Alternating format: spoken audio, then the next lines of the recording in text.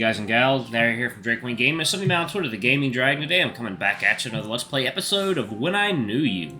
So yeah, let's go ahead and jump right back into it, shall we? Alarm chain, you are up, and let's go. I can't talk to the people in his classes, and the guys won't tell me anything. Please, just... I want to know the truth. What really happened? I want my brother back. Tears start rolling down on her cheeks, her voice drowning out the ticking clock. Before I realize it, I'm hugging her tight, her face buried in my shirt. Whether she reached for me or I reached for her, I don't know. But I hold her just the same, petting her like Marcus did to me. I've never really been in this position before, the comforter rather than the one needing comforting. I have been pampered. That's why it's so hard for me to try and make friends when I left. Even now that we're all grown, they still hid things from me. I look down at the top of Lupe's head, occasionally twitching from her sobbing hiccups. She doesn't deserve this, to not know. She deserves the truth, and I'm gonna find out. Lupe? She whimpers in response. I'll figure out what happened. For you, and for me. She doesn't look up, but starts sobbing harder, yet quieter. Thank you, Callum. Thank you. Please be safe. I mount my bike, the setting sun shining down, casting a warm orange glow on the town. I'll be fine, don't worry. Lupe, standing in the front porch, gives me a small nod. Callum? Come to dinner sometime, okay? Invite Marcus and the others too. We could watch a movie and stuff. I smile at her. Of course, we should definitely do that.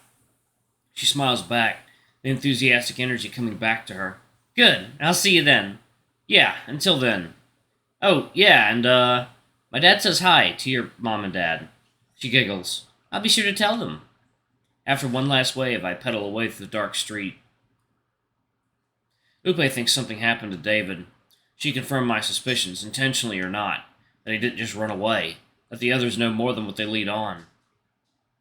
God, I don't know what I'm gonna do. I don't know what I'm getting myself into, but I do know this. I'm figuring out what happened to him, one way or another.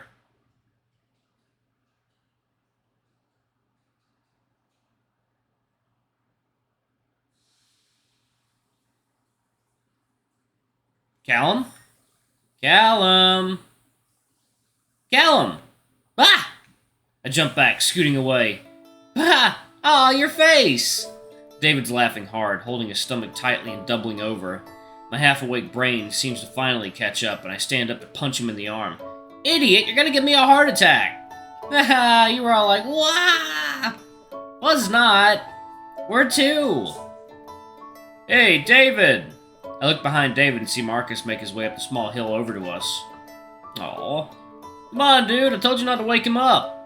But the fort's almost done. He's got to see it.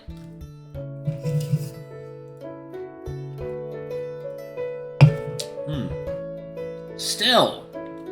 The fort's almost done? Yeah. Well, kinda. We don't have a door and it's not super stable. Oh, that's not important. The important thing is that we can finally go inside. Finally! Come on, Callum, let's go see it! He extends his hand out to me and I take it, his grip firmly grasping mine. Suddenly he starts running at full speed downhill, dragging me along with him. Ah, David, what? I can hear Marcus yelling something at us from up the hill. Probably to David, but I can't make out what he says with all the wind rushing through my ears. Oh, shut up, Marcus, we'll be... As David yells his response, his voice cuts off as he trips, his body lunging forward. David! David goes down on the ground, and I have no time to worry about him, because he hasn't let go of my hand, so I go right down with him. We start rolling down the hill, and the only sounds I can make out is my own cries and the bumping of my head against the rocky dirt and grass. Finally, I reach the bottom of the hill, coming to a gradual stop, suddenly noticing how David and I got separated somewhere down the hill. How? Callum, you okay? I hear Marcus's voice from top of the hill, quick, pounding steps making their way to me. Slowly, I get up on my feet, the world a dizzy green mess. A sharp pain comes from my left side of my head. I hold it tightly. Ow, ow, ow, ow. Callum! Marcus finally reaches me, panting and with a worry-filled expression on his face. His hands go right to my face, though, looking me over as if making sure I'm not broken. Your head okay? I think I'm gonna get a bump. Whoa! And see how fast we were going, Callum? David is only slightly ahead of us, covered in dirt, but otherwise looking more than okay. Yeah, I definitely did. I rub my throbbing head a little, but Marcus puts my hand down. You'll bruise it up if you rub it like that. He then turns angrily at David, stepping in front of me. You idiot, you hurt Callum! Aw, he's fine, right, babe? Babe. I get a little lightheaded. It's not really used to being called that. I blush and give a small nod. Yeah, I'm okay.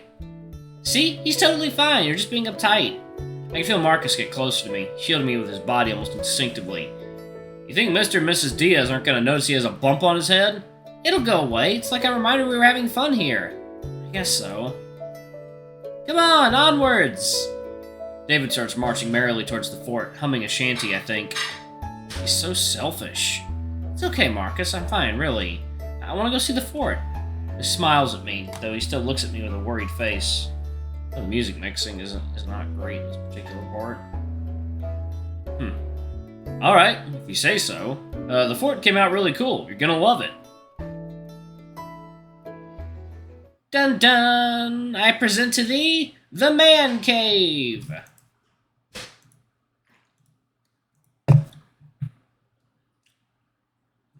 It's not gonna do much against a rainstorm. Sick. Right, so cool. Oh god, I'd be worried about that falling. That is not safe at all. We can fit beds in here, a kitchen, a TV. Where are you gonna get power from? Where are you gonna plug the TV? We could fit a portable video player here. That works. Yeah, we could totally live here. He winks at me, making my face turn red. Yeah. Barf. I stick my tongue out at him and he does the same. Hey Marcus, don't you have soccer practice? Oh crap, yeah I do. He grabs his old red backpack that's inside our fort. Let's bring some stuff here tomorrow then, and fill it up. Sounds good. Bye Marcus. Bye Callum. He waves goodbye at me and then crawls out of the fort, running towards the clearing to the town. Leaving me and David alone. He looks at me and I look at him. Want a kiss? What? Ah, just kidding. Unless you want to. I'm not allowed to. Such a goody two-shoes. He starts crawling out of the fort. Where are you going? Come on, follow me. David!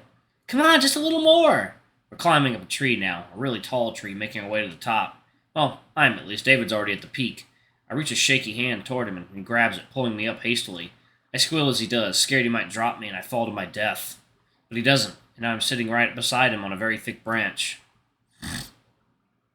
The view from up here is terrifying, but really pretty. It makes me want to hold his hand. I reach for it slowly, but suddenly his feet are on the branch and he stands on it, balancing on the tree. David! Relax, I'll be fine. But please get down! He shuffles sideways as if dancing, humming some pop song. David! Alright, jeez. He carelessly sits down on the branch again, swaying his feet. Thank you. You're welcome. You owe me, though. Huh? He taps his lips with his finger, grinning wide. One kiss. Come on, no one's gonna see us up here. Just one teeny tiny kiss. Please? My heart thumps rapidly and I turn to him shyly. Quickly, though. His face lights up and he nods enthusiastically. He starts to lean close to me and I squeeze my eyes shut, feeling like I'm about to pass out. Then I feel him kiss me. Softly at first, but slowly applying more pressure. After about a minute, he pulls away, grinning wider than before. Oh, that really makes my heart go quickly. Mine too. Don't you love that feeling? Well, that's what it's called. That rush of energy? Adrenaline? Adrenaline, yeah, I love that, dude. Oh. Is this where his drug problem started, with that one kiss and the rush of adrenaline? He got addicted to kisses, and he got addicted to hard drugs. Is that why you like skateboarding so much? Yep, skating up the ramp is awesome. There's the skate parks here had bigger ones, though. He goes quiet, looking at the view beyond the horizon. Callum? Yeah? If I ran away, would you come with me? I turned to look at him, his face practically expressionless.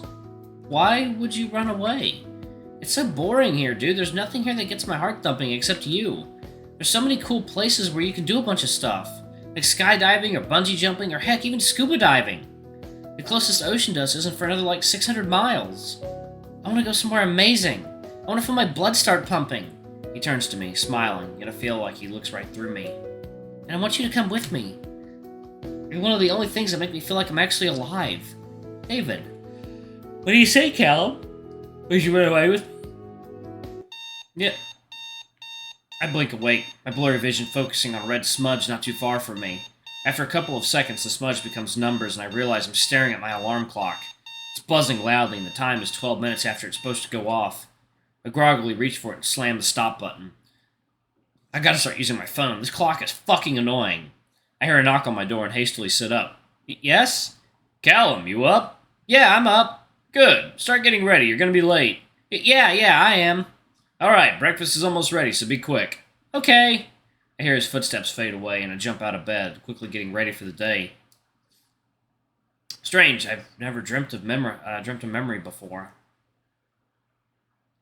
I'm sorry. I'm in the kitchen now, Dad handing me a panini with cut-up sausages and melted white cheddar cheese. I didn't even know he had a panini dresser. For what? For not waking up early and not making breakfast myself. He looks at me for a second, and walks over and puts his hand on my head. Don't worry about it, kid. It's my job as your dad to wake you up, after all. Mom would always say the opposite. Thanks, Dad. I'll try not to oversleep again, though. He just nods at me and goes to turn off the stove. It's been 4 days since I moved in with Dad. 4.5 if you count the exact day I moved in. Alright, y'all, I'm going to pause it right there. Thank y'all so much for watching. Don't forget to like, comment, subscribe, ring that notification bell, and check out our Patreon if you can. It always helps. Anyway, I love you all, and I'll see y'all in the next video. Bye-bye!